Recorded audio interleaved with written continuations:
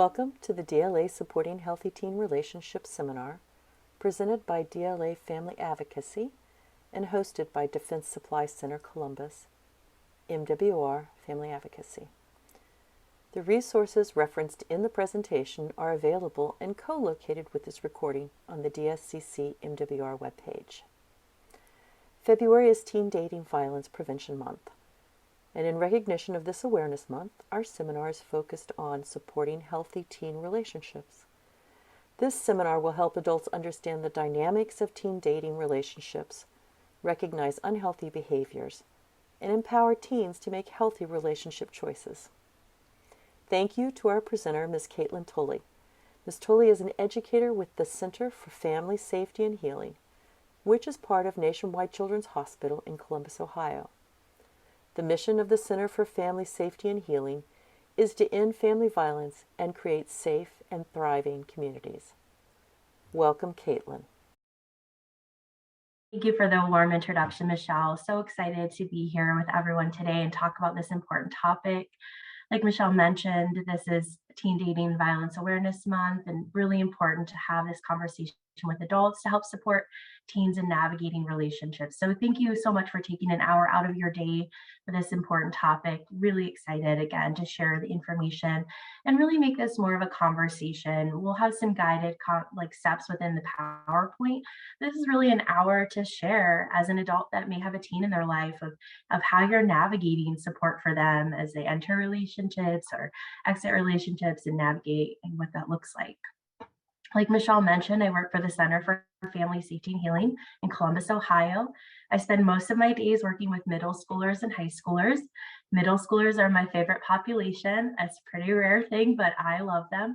And just think it's really important as adolescents grow to have safe, healthy adults in their, court, on their side, to be able to support them as they navigate just the challenges that come along with that growth. So again, really excited to share this content with you today. I am actually going to hand it over to you for just a second to share in the chat, or feel free to unmute yourself, but we're going to go back in time. For some of us, maybe a short distance, for some of us a little longer, but when you were in high school, what did dating look like? What were some of the norms around relationships? What was common for people in your friend group, or even if you're in your experience, if you were in a relationship in high school, what did that look like or feel like for you? So if you would be willing to share in the chat or unmute yourself, just some of the norms around dating in your high school or your teen years. While we're waiting, I can share some of the things that I've heard from adults that I've partnered with in the past. But they say things like, people were going steady or in a committed relationship. All of your friends knew who you were dating and what that looked like. Right? That can feel a little bit different for teenagers now. I have some students that would not define their relationship as dating. They might say we're talking to each other, we are hanging out together, but they may not define it as a relationship. It's a little bit different.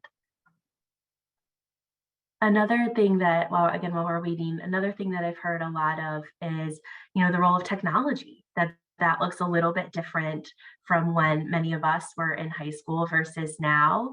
That, how you ask someone to go out or hang out with you looks very different. The talking stages, young people would say now, of a relationship is mostly happening online.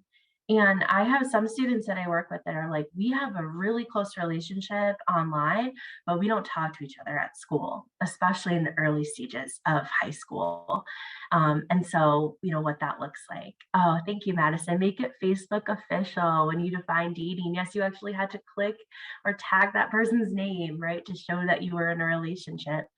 And thinking about, Facebook official, you could have it's complicated relationship, which again, I think a lot of students tell me now, maybe not tagged on Facebook, but definitely navigate that. Yeah, online dating is huge. So people find it very normal to find a partner online. I'm even running into now young people whose parents met online. and started dating. So when they're thinking about seeking a partner online, where some parents who may not have found their partner online may say, oh, that could be dangerous, or there's lots of risks associated with that. I have students say, but my mom and dad love each other and they found each other online. And so we want to acknowledge that role of technology. So thank you for sharing that. But yeah, as you reflect for yourself, just how different relationships can look. And that's going to lead us into our conversation today around, why do we have to talk about this? What is so important? February, like I mentioned, is Teen Dating Abuse Awareness Month. And the theme this year is talk about it. Do exactly what we're doing, which is take an hour out of our day and really talk through, what are youth experiences? How do we support them through this? And what does it look like to be a safe adult for a young person navigating relationships, whether they're healthy or unhealthy? And that's where that leads us into the 10 steps of supporting healthy relationships.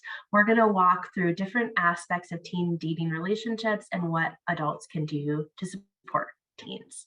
So step one is really understand the pressures that teens experience, how those pressures may look different than when you were in high school or in middle school. And that's one of the things that I hear a lot of young people say is, well, my parents give me advice, but it's different than the realities of my life or my friends or my relationships, because they didn't have this level of technology, or maybe they were navigating different things. And so really understanding how teen experiences are different now is a really important place to start.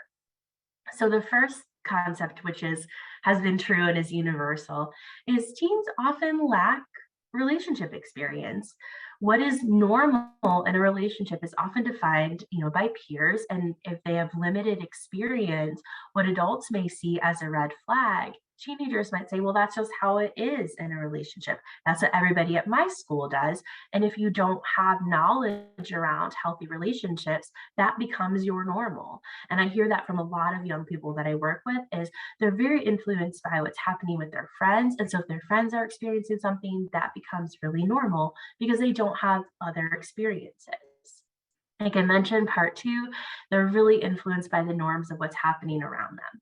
So if you have limited experience and you're seeing everything around you from your friends, if your parents have never talked to you about healthy relationships, then it's really challenging to see what is normal outside of these influences. Another challenge that can happen is, even if parents are talking about healthy relationships with young people, we know that sometimes may not understand the dynamics. We're going to go through the statistics, but it's a very high number of parents that really don't know what unhealthy characteristics look like for teen dating relationships.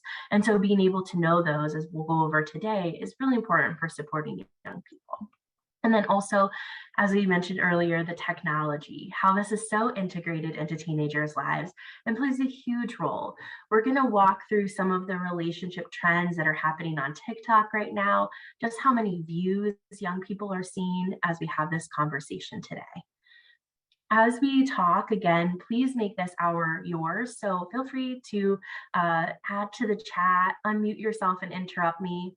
Like I mentioned, I work with middle schoolers, so I love to be interrupted, and I love, sort of off the wall questions. That's great. That helps us all to learn. So please feel free at any time, jump in with any of your questions about how we can support young people. So step two is really, how do we model in healthy relationships and encourage these for young people?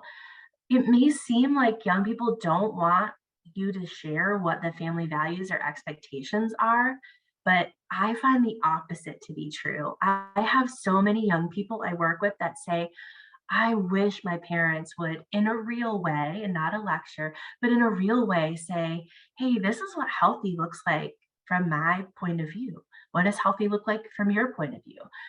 What are some of the expectations around how we treat each other in our family?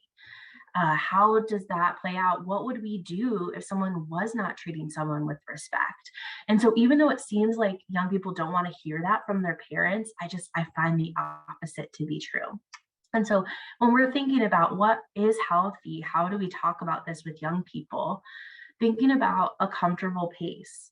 Some young people, especially when they're influenced by peers, may think that, oh, the minute I start a relationship, the expectations are that I behave this way or that I do this with my partner, when maybe that may not be comfortable for them. And so getting messages from safe, healthy adults about setting the pace of the relationship that feels okay.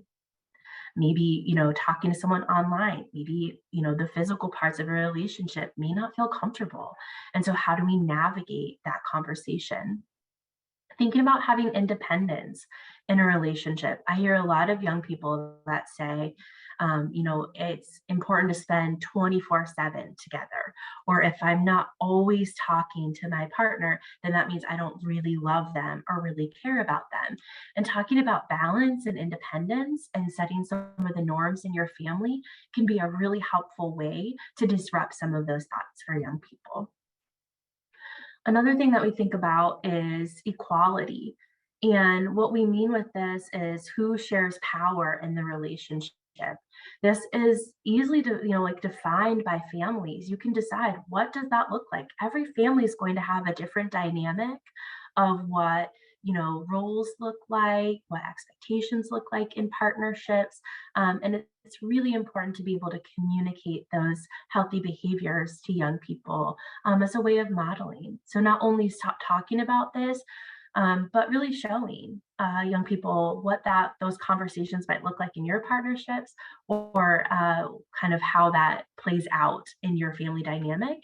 I definitely see that being a really helpful thing as young people begin to navigate relationships. It helps them to decide, what will I tolerate from my partner? What will I support in my partner's behavior? This is really critical for them to have that lens. And then thinking about healthy communication, a lot of times we think of conflict as a negative, but if we can handle conflict in healthy ways in families and model that for young people, again, the research shows that that's helpful and effective, but truly my experiences with young people are also that when parents have not had any conflict in front of them, they feel like conflict is a bad thing. Or when conflict has been really unhealthy, they feel like conflict is always bad. So I have some students who tell me, well, if you ever argue or if you ever get upset with your partner, then you have to break up with them. Like the relationship is over, right? And we know, if we've been in a long-term relationship ever in your life, know that it takes work and it takes practice and communication and all of these pieces. And so helping to model that for young people remove some of that duality, meaning it's an either or in a relationship, which we see a lot of for middle school and high school students. So all of these kind of things that we think they have to be big conversations, but truly small moments and small ways that you show what's happening in terms of your family expectations has a really big impact for teenagers, even if we think that young people don't want this. Hey, thank you to Michelle for linking in the chat. It has a link to the slides as well as additional resources. One of the resources that you can find through that link is something called the Parent Guide for Discussion from Love is Respect, which is a national organization. So they actually partnered with the Allstate Foundation to think about what are some of the key issues that teenagers face and how do we better equip parents for talking about it. So you'll have access to that guide. But some of the key questions of even starting this conversation are, what do you look for in someone that you want to be in a relationship with, right? Like, what do you look for in a dating partner? And then playing kind of like what if games. Like, what if someone asked you to quit your passion, your sport, your music? What do you think about that? For some students, if you find that it's really tough, that they don't want to talk about it, asking what's happening with friends is really helpful. So, what if your friend had a partner that wanted them to quit the sport that you both play? How would you feel about that? And that sometimes can be helpful if they're feeling a little uncomfortable talking about how they feel, because they can feel maybe a little bit more open.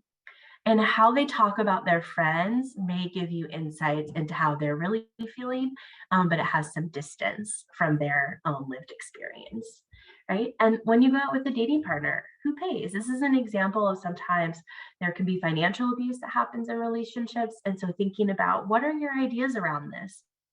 Again, there's no right or wrong answer for that. It's really based on values and about how you feel about relationships and roles associated with that.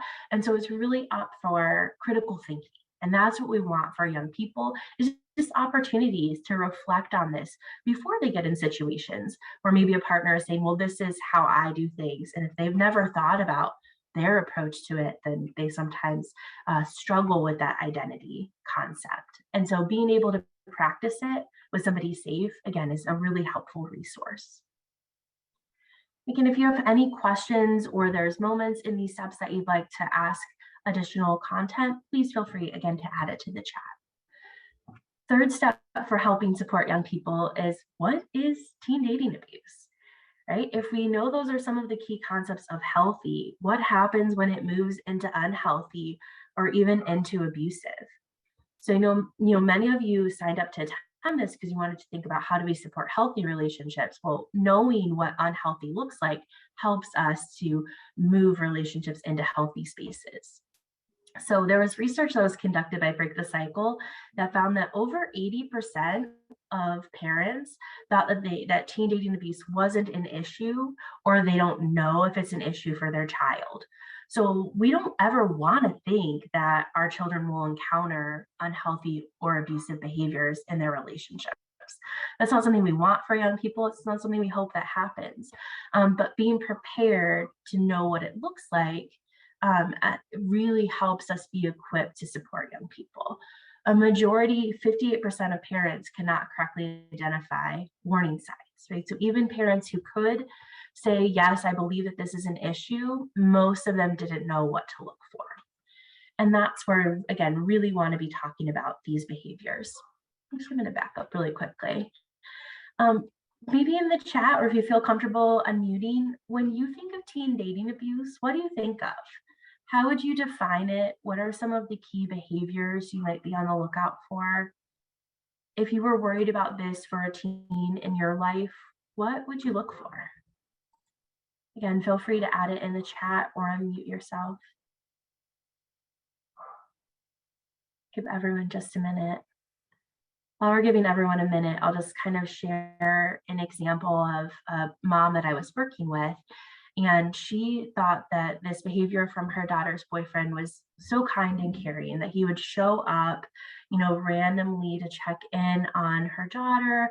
And he would be so polite in the living room or kitchen and be like, hey, I was just checking to see if your daughter's here and how she's doing and all these things. And when she was thinking about this, as she was talking with her friends and with her family, she's like, he's just so polite. He checks in all the time. He's so attentive. He's so sweet. And as the relationship progressed and the behaviors increased and really started showing up at random times, random hours, and when she's chatted with her daughter, she started realizing that this behavior was actually controlling, that he would text her and say, are you home? She wouldn't respond because she'd be doing some activity or hanging out with friends. And he would show up at her house to check in and make sure she wasn't with another guy. And so even behaviors that on the surface can look appropriate or even, very polite could actually be masking some unhealthy behaviors. So see in the chat, verbal or emotional abuse. Yes, thank you. Control. Yeah, controlling behavior might be emotional abuse. We call, date rape, or what we would often call sexual coercion. We're pressuring someone to do something they don't feel comfortable doing, or sometimes there can be rumors that are associated with that. Physical abuse, absolutely. Controlling, abusive verbally and physically, make the others feel bad about themselves and consuming all of their time. Yes, you really touched a lot of the areas that are part of teen dating abuse. How we define it is that it is a pattern of behaviors where one partner tries to obtain, and then maintain, keep that power and control. So as we would explain it to teenagers, is they want to get that power and they're going to keep that power using lots of different behaviors against their partner. Right? All of this is rooted in power and control. So everything that you mentioned in the chat, this is all rooted in power and control dynamics. And these play out, again, in lots of different ways. Now, when you ask most teenagers, I noticed that, many people listed physical abuse here, but most teenagers will start with physical abuse, and it will be very challenging for them to start to see some of the other behaviors. Our culture often defines domestic violence or dating abuse as physical.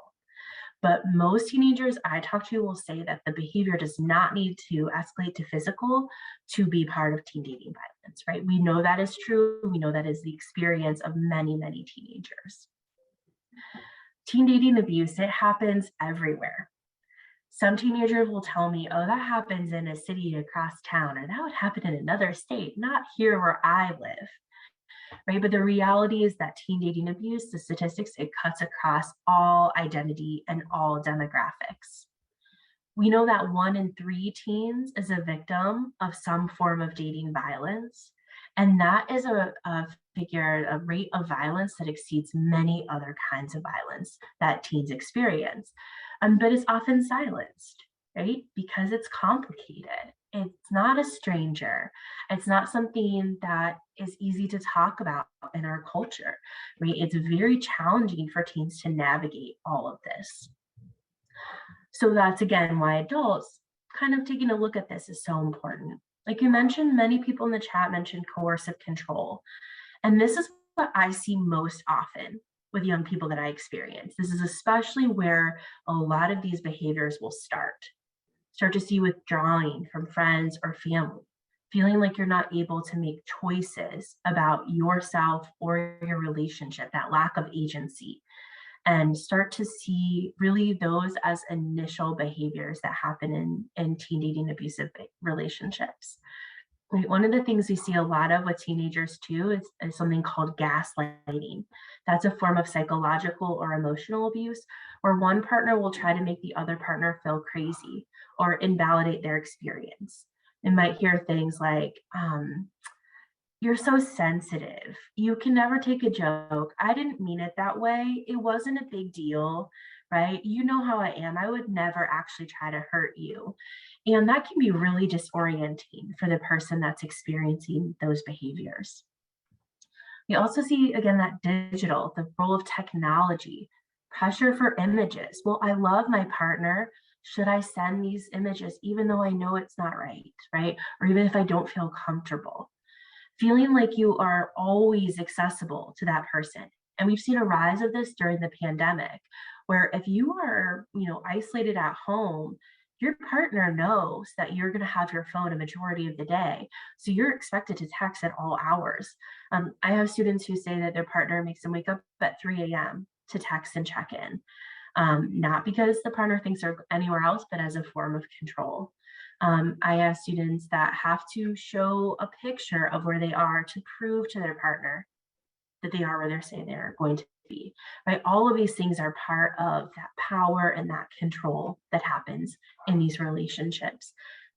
These are all things that could be part of adult relationships, but there are dynamics that are just different for young people, particularly around the technology and around the emotional abuse that we see. It plays out just a little bit differently for young people. So when we know that those are the behaviors that we're looking for, right, most teens are not going to just disclose this to you. They're not just going to walk up to an adult in their life and be like, hey, I'm experiencing gaslighting and I need to talk to someone about it.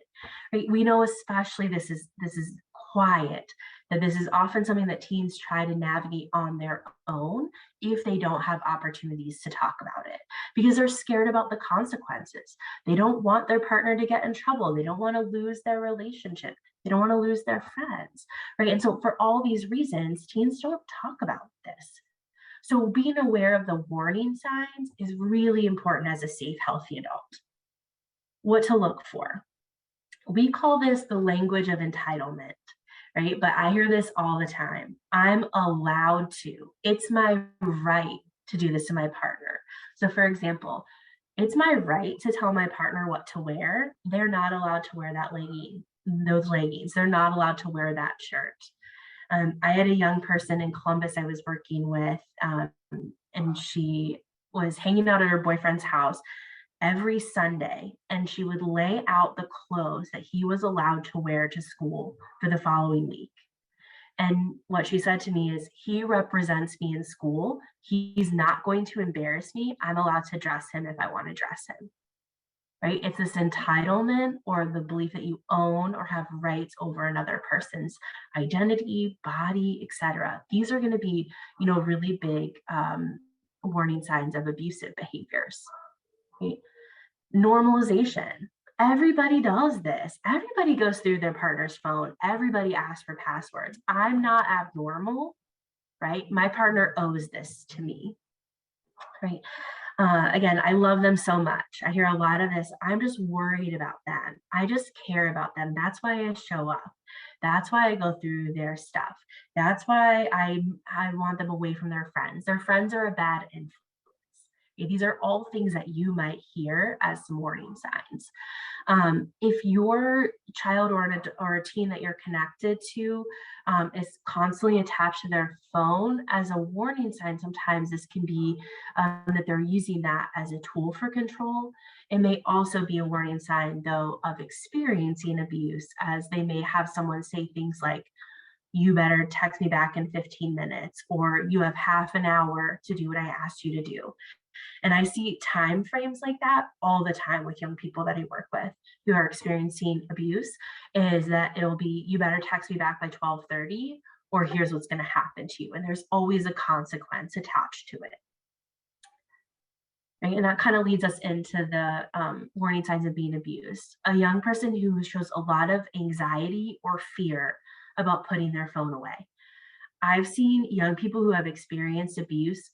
It looks like a tantrum that a toddler would throw, because they are so scared that if you take my phone away from me, my partner is going to be so upset with me and do controlling things. And so I have young people that have complete dysregulation of their emotions, because they're so scared of what their partner's going to do. We also see them start to drop out of school activities. Grades start to drop, right? I don't know why it's happening. I'm just not interested in basketball anymore. I'm not interested in football anymore, right? We see some young people that start to wear makeup, or they stop wearing makeup if that was something that they wore before. So some young people wear makeup to hide physical injuries, or even because it feels like a mask almost. I have a lot of young people that disclose that to me, that it feels like when they wear makeup, it feels like they're a different person and they're not as vulnerable. So they start to wear makeup after they experience controlling behaviors. Or they may have a partner who says, I don't want anybody looking at you. You're not allowed to wear makeup when I'm not around, right? I don't want other guys looking at you in school. We may also see, again, some more high risk behaviors that you're not really sure why it's happening. And sometimes it's hard. I have a lot of parents that I partner with. They're like, why is this happening? Why is my child making these decisions? They never would have made these decisions before. We want to think about, could teen dating violence be part of that decision making? Okay, kind of really important to think about. If anyone has any other like warning signs, or maybe things that you've seen from young people in your life or their friends, really helpful for us to collaborate. So feel free to add those into the chat. But these are the things that I see most frequently in the schools that I partner with. All right. So step 5 is going to be really being aware of how your young person is using technology. If we know that digital dating abuse is prevalent for young people, and we know that the technology integration is part of the pressures of relationships generally, knowing how technology shows up in relationships, again, really important thing to have for us. So this is Instagram. So you can see it's a very visual app. Oftentimes, young people will say that Instagram is to teenagers what Facebook is to adults. Even if they don't use it regularly, most teenagers have an Instagram account and use it as a way to stay connected. And so some of the things that young people will do on Instagram is they will check status. So on Instagram, it tells you how long it's been, how many hours it's been since the person has been active on the account. So I see a lot of controlling and monitoring behaviors where people will check if their partner doesn't respond to them via text, they'll check the active status on Instagram. And if they've been active, then they get really angry. And sometimes there's a delay in that. So I have a lot of students where they'll accuse their partner, you said you were asleep and then you were active on Instagram. Why are you lying? Who are you cheating on me with? What's going on? When in reality, it's that their Instagram account didn't refresh and they had actually gone to bed. Right? And that's a space where there's some controlling behaviors. Also, a lot of people will put, rather than making it Facebook official, like maybe some people experience where you tag your partner in Facebook, they'll put their partner in their bio on Instagram. So there's a little description of who they are, and they'll put their partner's account in there, and they often use different emojis. And so that can be a way of controlling. You better put me in your bio. If you don't, it means you're cheating. And even if they may not be ready to share that, right? That may not be the pace of their relationship. There's an expectation that this is shared online. So again, lots of different ways that this shows up on Instagram. When we think about Snapchat, again, very quick messaging. Some students even prefer Snapchat for messaging over text. And Snapchat will tell you when somebody has opened your information. So I have students that get angry at their partner for opening a message on Snapchat when maybe they were doing homework or they were in class or they were with their family. They opened it randomly and didn't have capacity to respond. And so this expectation of being connected all the time is one I see a lot of on Snapchat. Right. And we also see on Snapchat the use of snap maps as stalking. So snap maps will pull your location using GPS information, and it'll show your little character, your little Bitmoji on the map. This is specific enough that, for example, when I have family members that are teenagers that I follow on Snapchat, I can see when they're in school which part of the building that they're in their high school. That's how specific this geolocation is. And so it will be an expectation to turn this on. A lot of students have this turned off. It's called ghost mode when you have that off, but a lot of students will turn it on when their partner expects it. So maybe you've talked about Snapchat with your young person and said, being in ghost mode is the safest option, yet they're experiencing pressure from their partner to keep this on. And stalking on Snap Maps is kind of considered socially acceptable for a lot of young people, which makes it even more challenging to decide, is this normal behavior of looking to see where your friends are located, or is it rooted in power and control? And so when I go into schools and we start talking about snap maps, we talk about intent and impact. So what is the intent of the behavior? Are you going online to see that your friend's on vacation and that's a cool thing and you're wondering, like, are they at the beach right now? Could be totally normal, curious behavior. If your intention is to locate that person for power, for control, you want to pay attention to that. Now, if your friend has consented to having their, Bitmoji visible and you happen to open Snap Maps and you see them, that's probably not going to have much of an impact on your friend. But if your partner has been forced to have their Snap Maps location on, that can have a significant impact because they often turn it on not only for that individual person, but for everyone else seeing their location. So again, we talk about intent and the impact when we're thinking about Snap Maps behavior. A lot of young people really haven't reflected on that, again, because so often stalking, as they would call it on Snap Maps, is normalized. But stalking behaviors related to power, control, or that create fear in someone is what we want to pay attention to.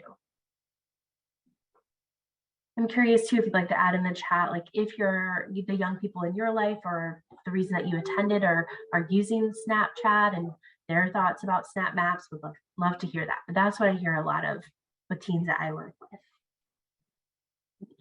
This is TikTok, and TikTok is the most popular app in the world. It's actually the most visited website, more popular than Google or Facebook. So when we think about the sheer number of people who are using TikTok, right, it is significant. And particularly for young people, this is having a significant cultural impact. So we want to pay attention to what does this look like for them? right? These are short videos, often with like sort of lip sync sound or using popular sounds. And we're going to walk through a few of them that are trends related to relationships, just so you can get a sense of kind of what young people are seeing as far as messages on TikTok. Right? So, couples goals, which is again like a very common term that young people use, like, oh, that's goals, or relationship goals or couple goals is what they'll say. But basically, this is what I want out of a relationship. This is an aspiration of mine to have a relationship that looks like, my families, my friends, these celebrities, whatever it might be, they use these terms. So the hashtag couple goal has 172.9 billion views on TikTok. Now, not all of those are teenagers, but a significant number of teenagers look at this content. So I'm going to share an example of a teenager's video that is trending related to couples goals. These days are way too long, and I'm not forgiving love away, but I want someone to. Okay, so they're often like, if someone is in a relationship, showing how long they've been in a relationship, how healthy their relationship is. I have some students that tell me, I know my relationship is toxic. I know it's not healthy, but I've been with them so long and I don't want to be alone my senior year, or I don't want to be alone for the rest of high school. So I'm just going to stick it out. I'm just going to stay with this person and make it work. Right. And so couples goals can sometimes be a lot of pressure that young people experience. We also see trending stalking behavior. So this has almost 5 billion views. Again, very common thing that we're seeing. Let's make the most of the night like we're gonna die. Stalking, open snap maps. So I know that video was very fast, but basically what she's saying is, I sent him a text message. He didn't respond within 5 minutes. I know he's hanging out with his friends. So I'm going to snap maps to see where they are. Right? I'm going to track him because he's not responding. Again, this video has millions and millions of views. So this is normalizing a lot of that. And if they're not getting a counter message, sometimes teenagers think like, oh, well, that's just a normal part of what people do in relationships. This is a trending sound right now, probably within the last month, but it's called red flag. So this is the original video, but what happens is they use the sound to describe their own red flags in relationships. Red flag. Red flag. Red flag. Red flag. Right? So what this is doing is, I think, a really important conversation, which is examining unhealthy and abusive behaviors. And it's led to some really interesting conversations on TikTok of teenagers saying like, yeah, you think hanging out together all the time or someone who's obsessed with you is a positive, but actually it's a red flag. And so we're seeing some of the norms that used to be kind of an expectation in relationships shift to say, oh, maybe that isn't healthy. So these are examples of some positive peer norming that happens on TikTok, where young people are able to see some of the red flags. And then the final one we're going to take a look at is hashtag relationship advice. Again, almost 200 billion views. There's a lot of advice out there, some of it healthier than others. But there are some clinicians, so some licensed counselors and therapists that have really popular accounts. So the one that I'm going to show you is one that's really popular with teenagers, and he offers a lot of, very appropriate advice for young people that is speaking their language, doesn't feel like a lecture, doesn't feel like an adult telling a young person what to do, but offers thoughtful like points based out of curiosity. So have you considered, or have you looked at your relationship to think about these components? And I think that's why he's such a popular account.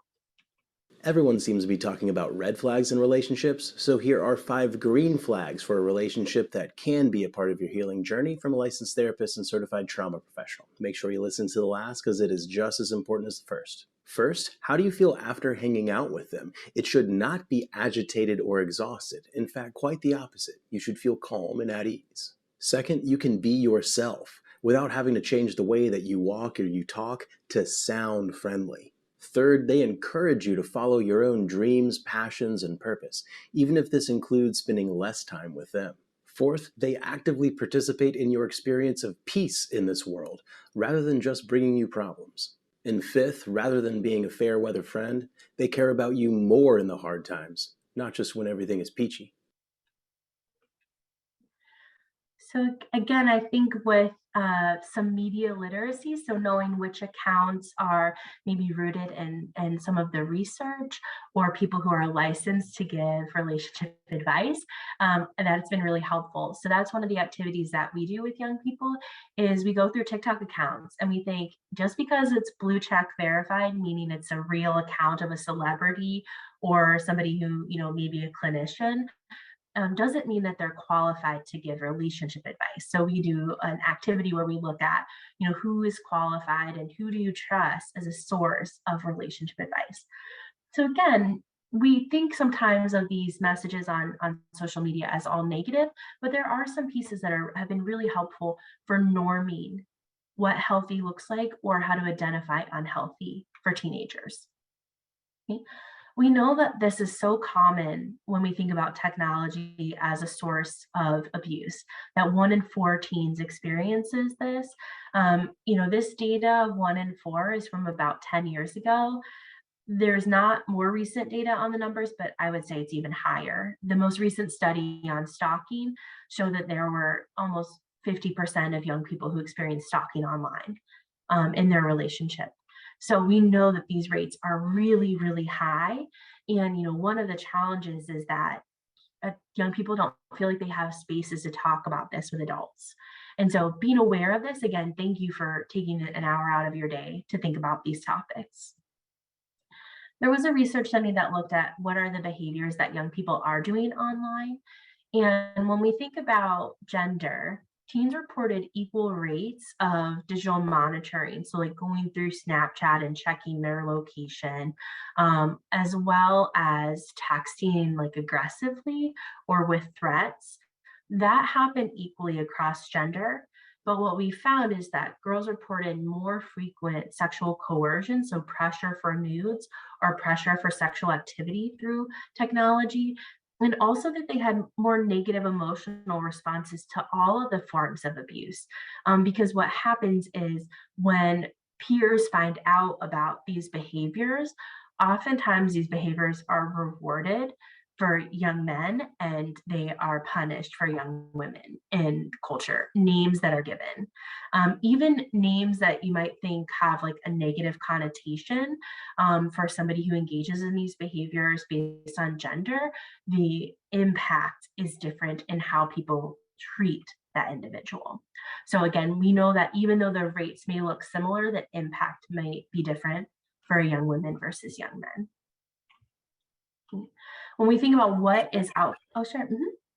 Just a question. This is Michelle. Could you just address the issue of the legalities and the problem with some of the texting and sexting that's going on? Yeah, that's an area of confusion for parents and for teens. Yes, it is absolutely an area of confusion, right? I think, sort of in the early days of smartphones, because the reality is things like sexting, before we had quality cameras and quality images that were shared, it was really pixelated if someone wanted to send an image. It really wasn't happening. With the rise of smartphones, though, all of a sudden this behavior is popping up and the systems really aren't designed to navigate it. For example, in Ohio, and I know, there may be people across the country that are attending this, in Ohio, we don't have a separate sexting law, meaning that these cases are prosecuted under adult child pornography laws. And so that means that sometimes prosecutors based on the county will make decisions. Like, we have partnered a lot with our prosecutor's office here in Central Ohio, and they're often not going to prosecute general sexting cases unless there is a power and control dynamic. And that's why being aware of these abusive behaviors is so important, because we want to be thinking about how do we protect a young person. But if you are interested in more information on this, there's a website called that'snotcool.com, and it has information about the use of digital dating behaviors, and then links to resources for adults about the laws. And there are different websites that actually update every week, that have an update on what are the laws in your state, how is this prosecuted, and how do we communicate this to young people. So the information is out there, but because I'm not a lawyer and because this is so specific to location, it's really important to check out those resources rather than me interpreting those laws, which I have been told by our lawyer that I'm not allowed to do, which is against the law to interpret laws if you are not a lawyer. So I would encourage everyone to check out That's Not Cool. So I'll put it in the chat. Again, that'll have links to the resources. And then actually, Michelle, what I'll do after our presentation as well is I'll send the direct links to the websites as well. They're kind of complicated government websites that I can send separately, but they actually, again, have links to sexting laws across the country and when those are updated. All right, so we're going to move along to our next step of creating a family media agreement, right? Again, this is sort of, if we know technology is such an important part of healthy relationships, we want to make sure that parents have access to resources for that. So on that link that Michelle shared in the chat, you can have access to a family media agreement. This is something that parents and young people can sit down and say, what are our expectations for both of us around the use of technology, the use of devices? What are some of the expectations about behavior towards others using technology? And while, you know, a media contract between parents and young people is not going to stop all behavior, it does really help set a tone. Or I have a lot of young people who say, okay, a family media agreement, it really helps me know the boundaries. I want to keep my phone. I want to have access to this privilege. And so knowing those boundaries of what the expectations are from my parents and having a space for my voice to be heard helps me feel like I can follow the rules. Right? We actually have more compliance with rules when young people create them. And so sometimes I even encourage you, if you know there's going to be a point of, you know, screen time difference, maybe go in with your more restrictive idea. So maybe you think, okay, 4 hours online is what I would expect. I know my child is going to want 6 hours. So I'm going to go in saying, what about 2 hours? They go in with 6 hours, split the difference, get to 4 hours, and really you've ended up where you wanted to be in the first place.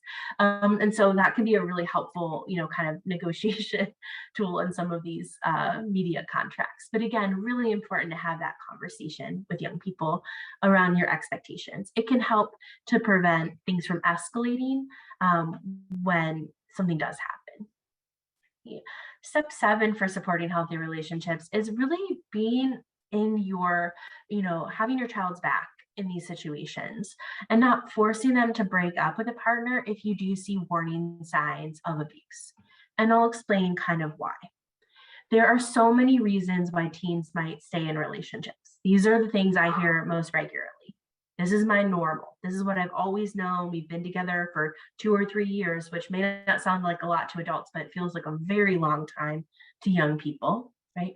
I don't want to end my relationship. I just want the abuse to stop. What if we break up? What will they do to me? What will they do to my friends or my family? Or they're part of my friend group, right? If we break up, people are going to have to divide, sort of like, as I hear a lot from students, allegiances. What if I lose my best friend because that's also their friend? I don't want to be the bad guy in the relationship. I hear all these things as to why young people may not want to end a relationship. The other reality is that the most dangerous time in an abusive relationship is during the breakup. That's where we see the most escalated forms of behavior. We see the highest rates, unfortunately, of lethality. We see the most dangerous and escalated behaviors in this time period.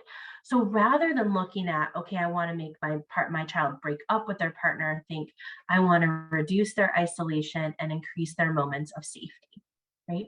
When we decrease isolation, what we do is we make it safe to talk about things. Only 33% of teens ever told anyone about this. And whenever I ask teens, if you told someone after the fact, what would have helped you to share your story or share your experience?